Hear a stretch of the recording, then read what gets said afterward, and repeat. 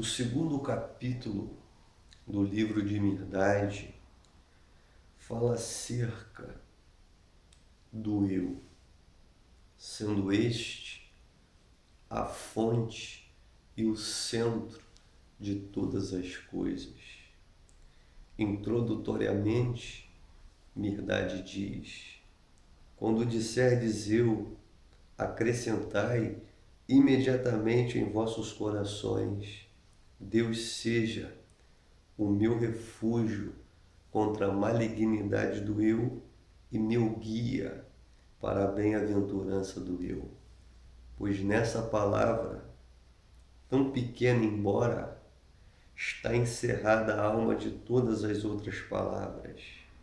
Descerrai-a, desvendai-a, rompei-a do seu invólucro egóico e imediatamente a vossa boca será perfumada e vossa língua se cobrirá de mel, de vossas palavras resumarão as delícias da vida. Deixai-a hermeticamente fechada, desconhecida, encalacrada, confinada, restrita e repugnante será o vosso hálito e amarga a vossa língua.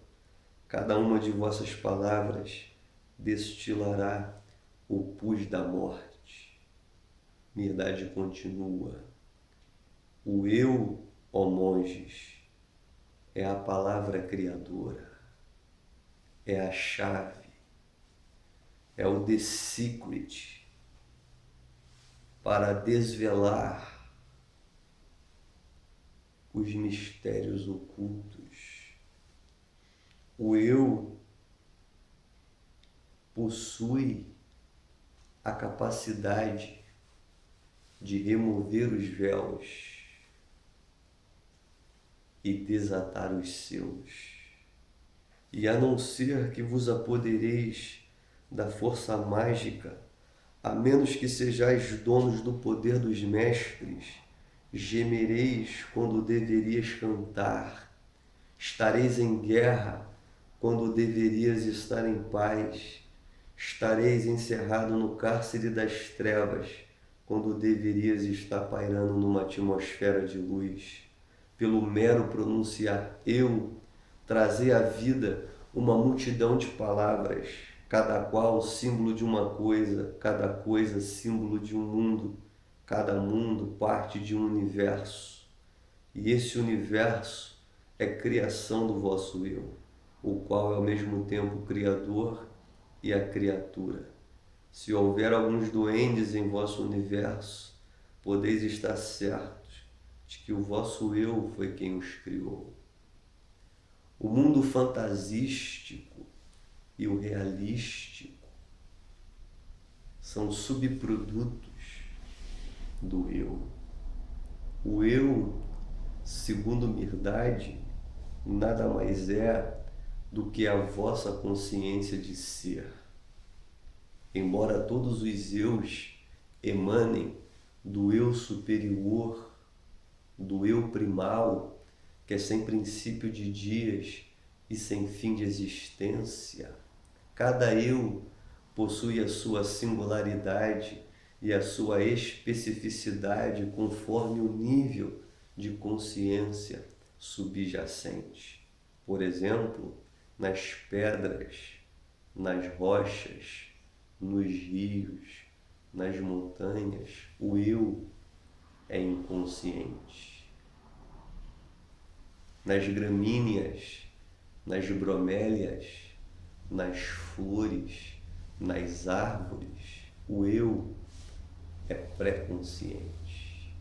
Nos peixes, nos répteis, nos artrópodes, nas aves, nos mamíferos, nos animais de um modo geral, o eu é semiconsciente. No homem dormente, no homem eclipsado pela ignorância, o eu é ego-consciente. E no homem desperto, no homem iluminado, cristificado, o eu é pleno consciente.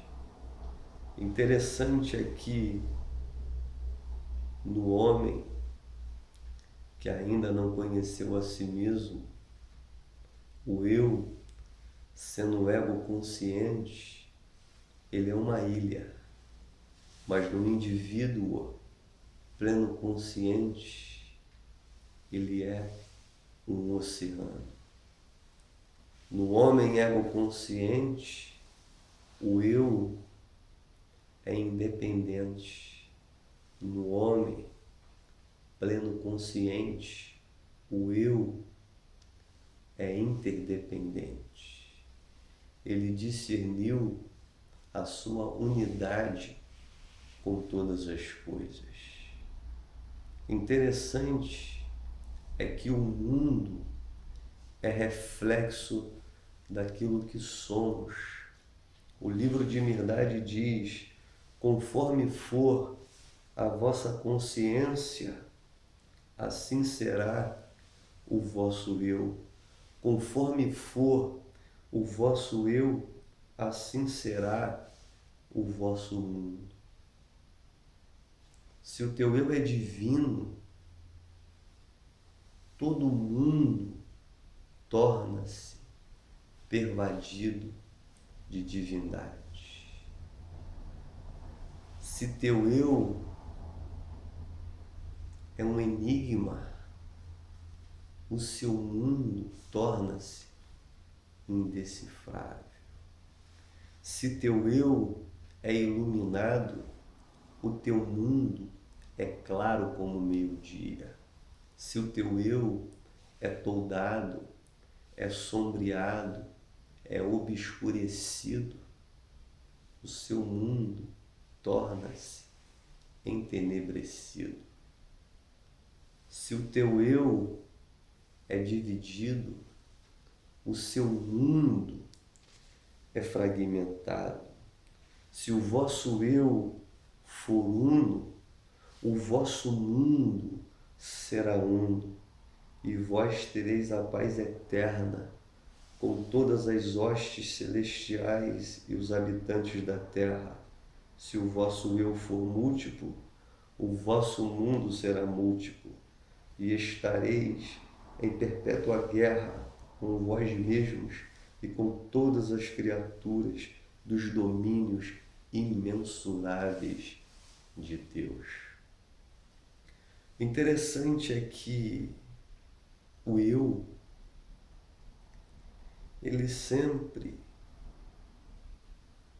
almeja emancipar-se do todo. Ele anseia equivocadamente divorciar-se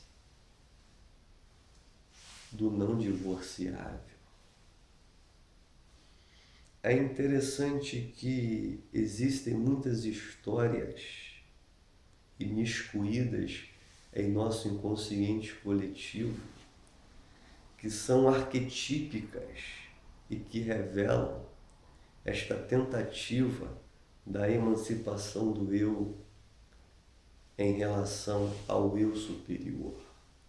Por exemplo, segundo a narrativa cristã acerca de Lúcifer, ele propôs em seu coração: subirei aos céus, edificarei o meu trono acima das estrelas e serei semelhante ao Altíssimo. Ao dizer serei semelhante ao Altíssimo, tal equívoco perceptivo revela-nos que ele se viu dessemelhante. O nascido da luz já não se via como uma extensão da luz primeira. Em decorrência disto, ele decai do plano superior para o plano inferior. A história bíblica do Éden diz que após Adão comer do fruto proibido, a partir daquele momento, ele se tornou dual, conhecedor do bem e do mal, do puro e do impuro, do santo e do profano, do moral e do imoral, do lícito e do ilícito. A partir do momento que Adão degusta o fruto da dualidade, ele viu suscitar em seu ser o eu e o outro, o sujeito e o objeto, o observador e o observado. A partir deste momento, Eva já não era mais ossos dos seus ossos e carne de sua carne, e sim a mulher que tu me deste. Quando a dualidade entra em cena, consequentemente, Adão perde o paraíso. Compreenda que o mesmo eu que eleva-nos, rebaixa-nos. O mesmo eu que nos faz conhecer os picos himalaicos, nos leva aos abismos profundos. O mesmo eu que nos faz experienciar os céus pode te levar a experienciar o inferno. A parábola do filho pródigo, narrada por Cristo, ilustra essa prodigalidade do eu inferior em relação ao eu superior. O filho pródigo emancipa-se do pai e vive dissolutamente, orgiasticamente, gasta todos os seus recursos em prazeres efêmeros, transitórios, episódicos e passageiros. Porém, em dado momento, ele cai em crise existencial e, faminto, ele se lembra que na casa de seu pai ele vivia saciado. Na casa de seu pai não havia falta. E ele, em desespero, almeja alimentar-se das alfarrobas, do alimento dado aos porcos. E ele diz consigo mesmo: levantar-me-ei e irei ter com meu pai. Quando ele regressa à casa paterna, a narrativa diz que o pai o recebeu com festas, com celebração, pois o filho que estava morto reviveu, que estava perdido foi achado. Ele regressou ao Éden, ele regressou à fonte primeva. A gota caiu no oceano, o iceberg foi diluído nas correntezas do todo. É interessante que a vida de humildade, de um Siddhartha, de um Krishna, de um Cristo, difere da do homem vulgar, pois eles retornaram à casa paterna. A chama da ignorância foi extinta e, consequentemente, eles puderam experienciar o nirvana, o samadhi, a consciência cósmica. O Osho lhe diz que quando a luz nasce em nosso interior, vivemos no céu, morremos no céu, pois toda a existência se transforma em paraíso. Compreenda que o mundo só pode ser transformado se o nosso eu for transmutado. Mas essa transmutação só ocorre mediante a transformação da consciência. Espero que essas singelas palavras possam iluminar os olhos do vosso entendimento e possa lhe fazer compreender que o seu mundo é reflexo daquilo que és. Se o teu eu é hermético, é fechado, o seu mundo será pouco arejado, será mofado, embolorado.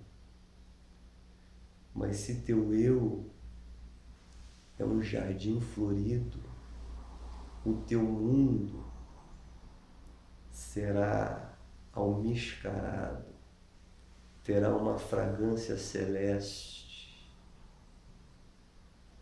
O sol da verdade irá iluminá-lo.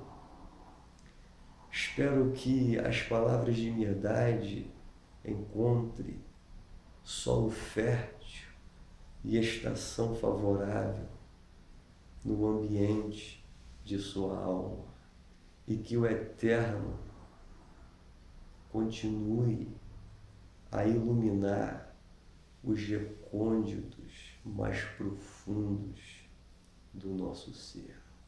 Até o nosso próximo encontro e que o Eterno nos abençoe.